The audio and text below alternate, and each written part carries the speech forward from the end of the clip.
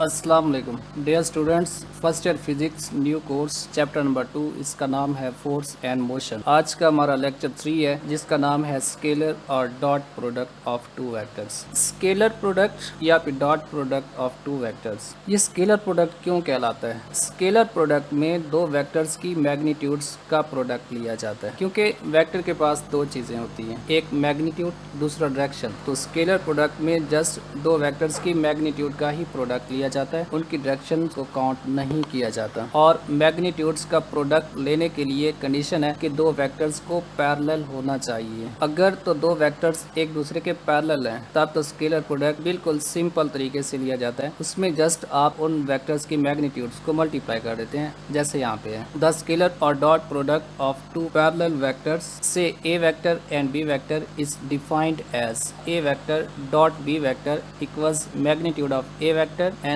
Magnitude of B vector. जैसे यहाँ पे दो वेक्टर्स हैं, एक ए वेक्टर है और दूसरा बी वेक्टर। ये दोनों वेक्टर्स एक दूसरे के पैरेलल है, मींस एक ही सिमत में है। इस वक्त आप स्केलर प्रोडक्ट लेंगे तो जस्ट इनकी मैग्नीट्यूड्स को आप मल्टीप्लाई करके इस अंदाज में लिख सकते हैं। लेकिन अगर ऐसा हो कि दो वेक्टर्स एक दूसरे के साथ पैरेलल ना हो बल्कि एंगल बना रहे हूँ, जैसे यहाँ पे है, तो इस वक्त फिर आपको एक और काम करना पड़ता है। उसमें क्या है कि आप किसी एक वेक्टर को रेफरेंस मान लेते हैं और दूसरे वेक्टर के रेक्टेंगुलर कंपोनेंट्स बना लेते हैं। अब यहाँ पे हमने वेक्टर ए को रेफरेंस मान लिया और बी वेक्टर के रेक्टेंगुलर कंपोनेंट्स बना लिए। रेक्टेंगुलर कंपोनेंट्स बनाने का तरीका ये है कि आप बी वेक्टर के हेड से एक डॉटेड लाइन ड्रॉ करेंगे जो ए वेक्टर के साथ 90 डिग्री का एंगल बनाए। अब इस वक्त एंगल के सामने वाली लाइन परपेंडिकुलर होती है, तो इसको हम कहेंगे बी का परपेंडिकुलर कंपोनेंट, जिसका नाम है बी साइन थीटा। जबकि ये वाला बी का हॉरिजॉन्टल कंपोनेंट कहलाता है, जिसका नाम है बी कॉस थीटा। अब इस वक्त एक ए वेक्टर बजाते खुद और दूसरा बी का वो कंपोनेंट जो ए की सिमत में है, जिसका नाम है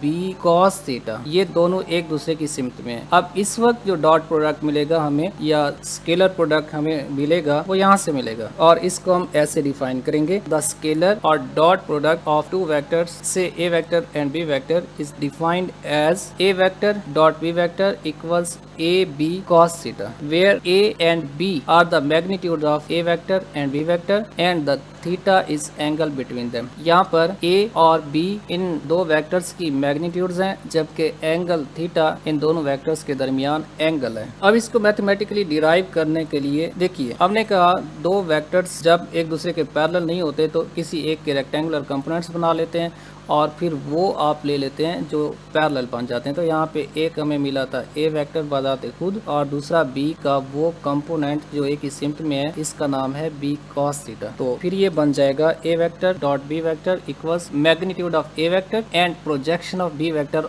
ऑन ए वेक्टर। इसी बी कॉस थीटा को projection of B vector on A vector भी कहा जाता है, या दूसरे अल्फाज में हम इसको ऐसा कह सकते हैं, A vector dot B vector equals magnitude of A vector multiplied by magnitude of component of B vector in the direction of A vector. B cos theta ये बी का वो कंपोनेंट है जो ए वेक्टर की सिमत में है। अब आप यहाँ पे वैल्यूज पुट करेंगे तो बनेगा A vector dot B vector equals, ये जो ए वेक्टर को दो बार्स में लिखा इसे कहा जाता है मैग्नीट्यूड ऑफ ए वेक्टर, ये है magnitude of B vector in the direction of A vector.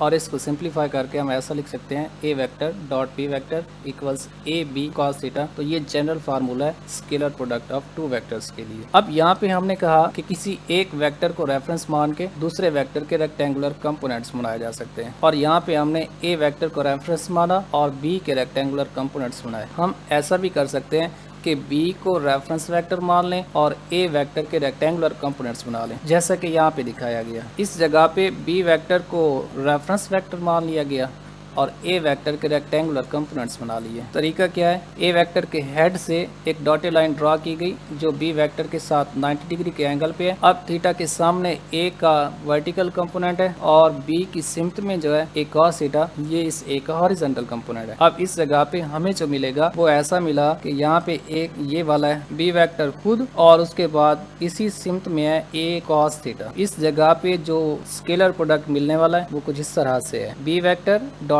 A vector equals magnitude of B vector multiplied by magnitude of component of A vector in the direction of B vector. अब आप इसको simplify करेंगे तो ये बन जाएगा B vector dot A vector equals B A cos theta इसको आप ए बी cos थीटा भी लिख सकते हैं। स्केलर प्रोडक्ट में दो वेक्टर्स या तो पैरेलल होते हैं, अगर पैरेलल होते हैं तो आप उनकी जस्ट मैग्नीट्यूड्स का प्रोडक्ट लेते हैं, और अगर ये पैरेलल नहीं है फिर दोनों में से किसी एक को रेफरेंस मानेंगे और दूसरे वेक्टर के रेक्टेंगुलर कंपोनेंट्स बनाएंगे। फिर वहां पे आप एक रेफरेंस और दूसरे का वो कंपोनेंट जो उसी रेफरेंस की डायरेक्शन में हो, इन दोनों की मैग्नीट्यूड्स का प्रोडक्ट लेंगे, वो आपको मिल जाएगा scalar product of two vectors. अब इस स्केलर प्रोडक्ट को हम डिफाइन कैसे करते हैं, तो देखिए बच्चे, the scalar product of two vectors say A vector and B vector is defined as the product of magnitude of A vector and magnitude of component of B vector in the direction of A vector, या फिर ऐसा भी कहा जा सकता है the product of magnitude of A vector and magnitude of projection of B vector on A vector. यहाँ पे इस फर्स्ट केस की बात हो रही है कि ए वेक्टर क्योंकि इसको रेफरेंस माना हुआ है, इसकी मैग्नीट्यूड और बी का वो कंपोनेंट लिया जो एक ही डायरेक्शन में है, तो स्केलर प्रोडक्ट किसके इक्वल है, magnitude of projection of B vector on A vector. Example, जैसा कि वर्क को डिफाइन किया गया, work done equals magnitude of effective component of force in the direction of displacement multiplied by magnitude of displacement of point on which force is applied. Mathematically इसको लिखा गया W equals F vector dot D vector, जिसे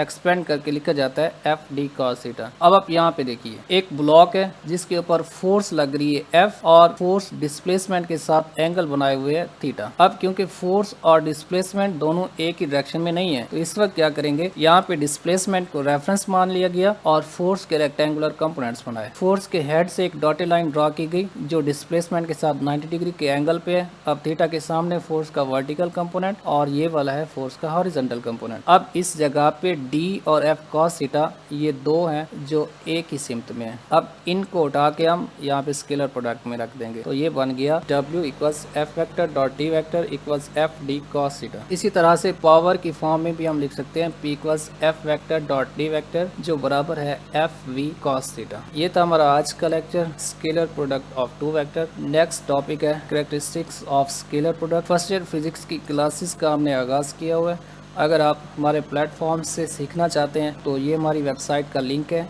आप यहाँ से enrol कर सकते हैं, या फिर हमारा व्हाट्सअप नंबर है, आप यहाँ से भी कांटेक्ट कर सकते हैं। कोई क्वेश्चंस हो तो वो भी आप पूछ सकते हैं। ग्रेविटी स्फीयर के नाम से हमारा फेसबुक पेज है, इसको फॉलो कीजिएगा। इसके बाद ग्रेविटी स्फीयर के नाम से हमारा यूट्यूब चैनल है, इसको आप सब्सक्राइब कीजिएगा ताकि हमारे आने वाले नेक्स्ट लेक्चर्स आप तक पहुँचते रहें। थैंक यू, अल्लाह हाफिज़।